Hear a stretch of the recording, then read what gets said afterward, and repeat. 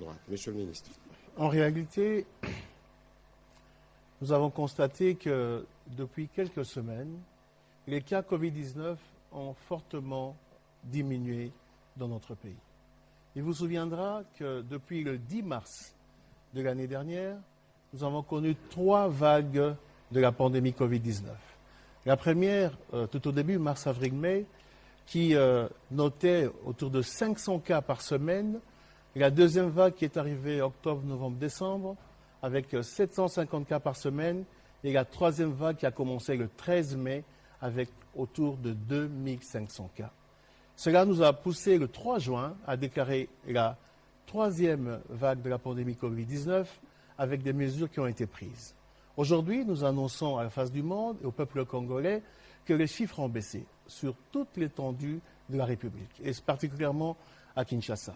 Le reflet de cette baisse se note en termes de nombre de cas positifs qui ont diminué et également en termes de nombre d'occupations des lits Covid dans les hôpitaux.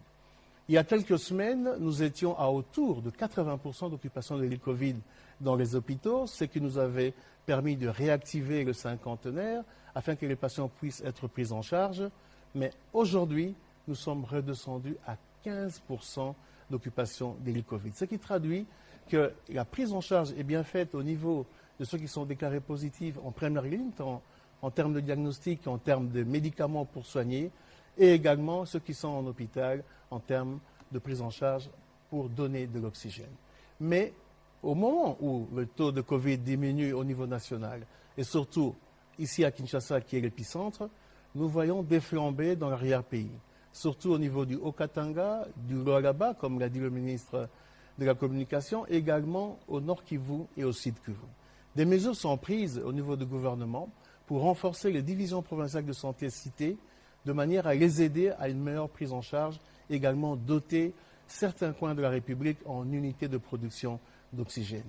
Mais face aux chiffres rassurants au niveau de la nation, il a été décidé aujourd'hui au niveau d'une grande réunion de la Task Force pour alléger les mesures telles que le ministre de la Communication vient de le dire. Donc, les bars pourront réouvrir, les boîtes de nuit, les discothèques jusqu'à 23 heures. Le couvre-feu est maintenu de 23 heures à 4 heures du matin. Et également, le deuil. Pour les deuils, il n'y a pas de modification parce que nous pensons qu'il faut maintenir certains